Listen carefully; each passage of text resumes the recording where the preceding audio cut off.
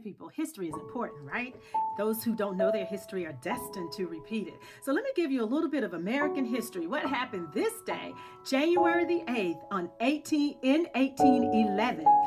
U.S. troops violently repress a slave rebellion in Louisiana, slaughtering more than 100 people and blacks or African slaves and placing their heads on stakes so that other African slaves would know what would happen to them if they attempted to get free. And so those people who are saying, black people, y'all always talking about domestic terror. Y'all always trying to call something racist. Or y'all always looking for injustice or saying something was unjust. What happened to Renee Good was not an act of domestic terror. She had just obeyed the law, yada, yada, yada. Why y'all always talking about, well, we talk about domestic terror in my community because we know what it's like.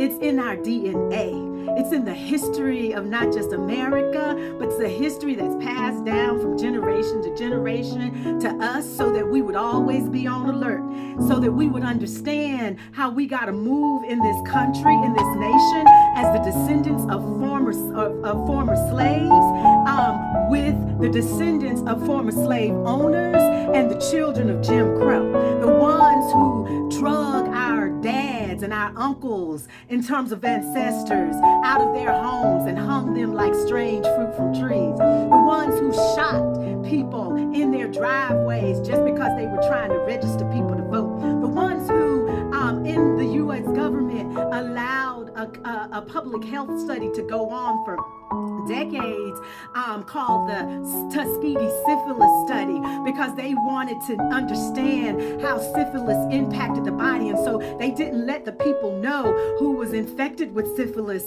know, nor did they treat them simply because they had an interest in that particular disease, or the ones who placed blankets with smallpox on them in it on the bodies of American Indians. We understand our government. We know how our government works.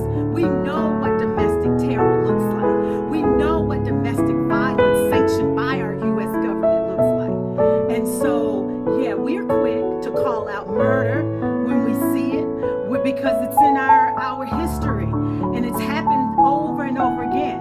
Back in 2020, not far from where Renee Good was killed, George Floyd was murdered by law enforcement. So y'all give us a break on that. We support our law enforcement like everybody else when you do right, but we also know what domestic terror and government sanctioned murder looks like too. Peace and blessings.